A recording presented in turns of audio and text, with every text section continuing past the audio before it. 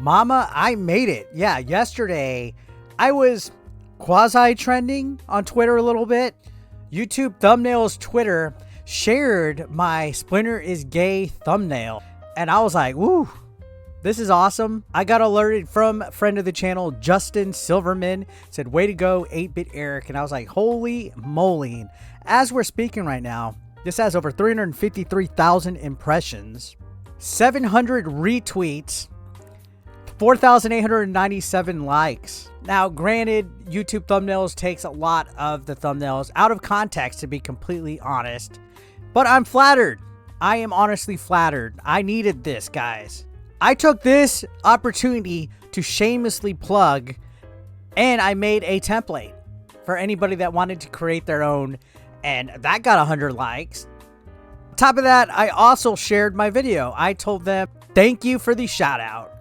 Because you know what? I really needed it. Somebody thought they were being cute and said the editor forgot to flip the arrow, so I went ahead and flipped it around and said, hey, he's gay, directly at me. Because there's one thing that in this life you need to learn how to do is laugh at yourself. And there were some pretty good submissions. You have this one with DSP being carried off by two Tyrones. And then you had same energy with Mr. Ratburn is gay. Master Splinter sucked me off. That was one that made me laugh. And the memes just came. I needed the memes in my life. 8-Bit Eric and memes definitely go hand in hand. You can see there was a pretty good amount of responses here. I just thought this was great. Some people were like, context, people think a character is male but actually a woman. And then I just self-own them and show the original marketing displayed scumbag as being a male. It was quietly changed to a female in the movie. But this enough for me is to show that at one point they were intending fully on making Splinter gay. But that's neither here nor there. We're talking about myself, right? Because I'm a self-narcissist. I'm an egomaniac. You see some people are like, if he was, that'd at least be a thing you could do with the character. Especially in versions where he's not the Hamato Yoshi. Like, he's a free agent and a literal rat. He could be gay. Who cares? I don't remember him ever being shown with a partner of any sort except Tang Shin. Nobody said they cared if Splinter was gay or not. That to me shows that people just look at a thumb. And as always, people either comment before they watch the video or they don't watch the videos at all. That's the problem with the internet. And that's actually why I do a lot of clickbait titles. So just looking at the thread, there was one right here that got me pretty good. His name is Suck Ducks Seeker Darkness. And they said, I remember this YouTuber from a few years ago, but I forgot why I unsubscribed. Then I clicked on his channel and a lot of his recent videos are just him whining about woke. I'm sorry, I miss you. It's not the same without you, Sun Duck. And of course, you can see all the responses. They just really want Splinter to be gay for some reason. They're trying to will it in their minds at this point. People will make shit up for clicks. Absolutely. It's all about the clicks, baby. What? You think people do YouTube just for fun? And we got a Mr. Ratburn. He's gay. This dude is old enough to have a graying beard, so he has to be at least around my age. To still be like this and that old, it's pathetic. Like, for fuck's sakes. Come on, it's TMNT for a new generation, and he was wrong anyway. You gotta love when people get triggered over anything. But anyways, the point of this video was it got a good amount of responses. I mean, I was like excited. I was on Twitter all day yesterday, low-key troll replying. But somebody hurt my heart. Somebody that I was a big fan of. His name is Video Game Lover 58. And you can see he quote tweeted this and said, this is why 8-Bit Eric's a fucking clown. Never wanted to take a photo with this jackass, but he forced me to.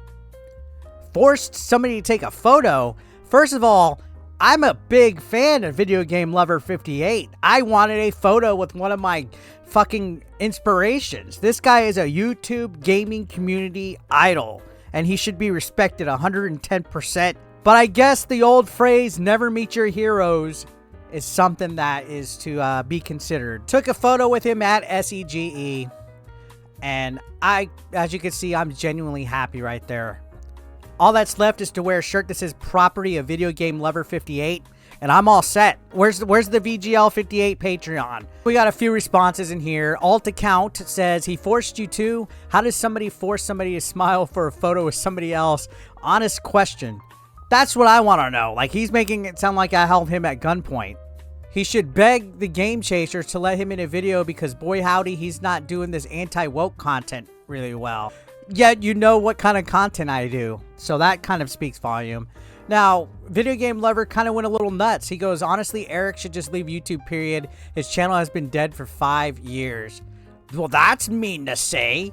That's actually really fucking harsh, Video Game Lover. My channel has been dead for 5 years, but I honestly have to ask you, even though I'm a big fan, was yours ever alive to begin with? Oh, Eric's punching down, guys. Eric's punching down. Then he goes, I saw he liked my tweet, did it essentially to mock me. You're not helping your case, Eric. I'm going to go ahead and click like on that. Then I guess he continued to spurg out or some reason, and he continued on. Only did it because you got up and wanted a photo with me, even though I'd never liked your content. As I mentioned, there's a reason why a lot of your fans abandon you. It's because they see you as a painfully obvious grifter. I can't even talk. Oh, my heart. Oh, the grift is real, ladies and gentlemen. I have you know, Mr. Video Game Lover previously took a photo with me a few years ago, and he had no fucking issue with it. In fact, I have an interesting history with this gentleman. He used to be a legit troll of the channel, and he used to try to make attack videos towards me. He even threw violence my way at one point, till I struck him down for being a bad boy. Go stand behind the Wendy's, sir.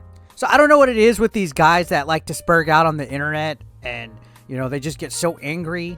They make videos where they're like, this guy right here, you know, he is an obvious grifter. And look, I picked up this copy of Modern Warfare 2 on the Xbox. Why the need to be so hostile towards somebody? That's what I want to know.